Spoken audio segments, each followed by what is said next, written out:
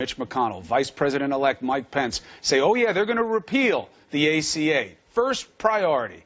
But then what? Now we're getting into this reckoning of an extended timeline of what comes next. Let's discuss this from the Democratic side. We have Senator Jeff Merkley. Senator, thank you for joining us. Now, to be fair, Hillary Clinton lost this argument in the election. She allowed the Trump campaign to win on the notion of repealing it being good enough. But what is the reality of what happens once it is repealed, which is just a signature away? What about the replacement part?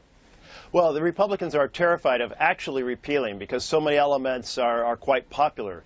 The idea that you can get insurance even if you have pre-existing conditions, the fact that children can stay on your policy to age 26, the investment in prevention because prevention is so much smarter than treating diseases down the road. All these elements really resonate. So now what the Republicans are talking about is saying, well, we're going to repeal it, but we're only going to make that come into effect 3 years from now because we know there'll be a big backlash from Americans if we take away these very popular elements of making health care work for all Americans. Vice President-elect Mike Pence was speaking to the ease of repeal and the difficulty of replace in actual practice recently. Here's the sound.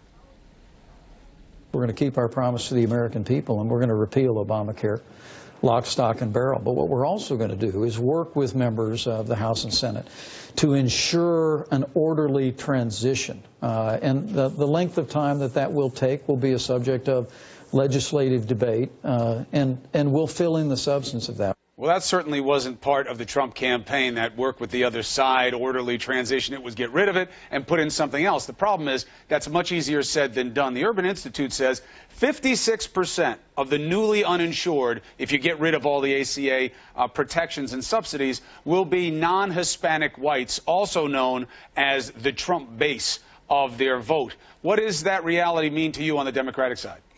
Well, I tell you, take my home state of Oregon. There's been a vast expansion of health care, particularly in rural areas, access. There's a profound impact on folks in America who have very modest income who finally have the peace of mind that they can access health care when they need it and that their children will be able to access it. And they have been very much against the idea of a government takeover of health care, that is, as the way Obamacare has been projected. But what they have really liked is their own personal ability to get a private policy through the exchange and actually be able to afford it and protect themselves and their families. Whites and those without college degrees have been the main beneficiaries in terms of raw numbers in getting plans under Obamacare. The question becomes this, politically, because the policy part is too dense. You guys are going to have to accept a loss on the Democratic side by this being renamed and reinstituted. And yet it seems as though the reality of the policy may be largely the same, with the one area of what to do about the mandate. Politically, do you think the Democrats will stomach taking that blow if it is in the interest of the American people? We're going to take a fight to make sure we have affordable, accessible health care for every American. We've made huge strides in this. In my home state of Oregon, it's less than 4 million people, nearly 500,000 people gained access to health care. That's an incredible impact. We've dropped the uninsured rate enormously. We've provided so much more preventive care, so many more clinics that are the front door to the health care system. We're going to fight to sustain this system. Now, the Republicans say maybe we can do all this and we can take away the mandate and we can play a little bit over here, a little over there. Certainly they want to rename things, but we are going to fight to say that health care is a fundamental right, that no one should be without it in America. It should be affordable and it should be quality for everyone. All right.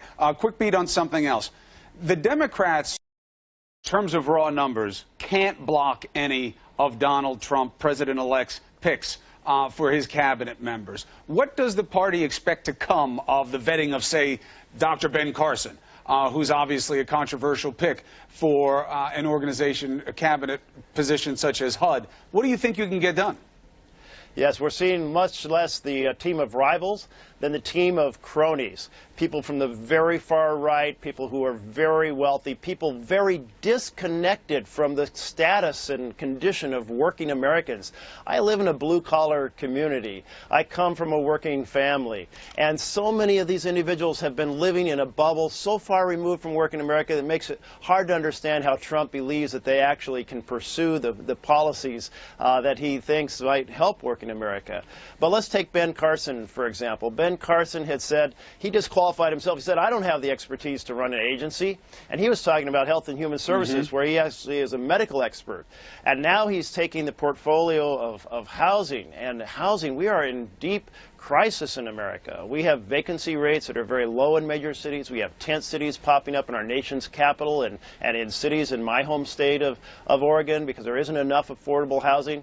But Ben Carson doesn't understand that there is a problem, and furthermore, he doesn't understand that there is actually discrimination that keeps many individuals, many minorities from getting fair access to the housing we have. He's really criticized the Health and Human Services, or not Health and Human Services, but housing for undertaking and enforcing anti-discrimination rules. All right. Senator Jeff Merkley, there's going to be a lot of fighting ahead. Hopefully it's all in the name of the good fight. We'll stay on these stories for sure.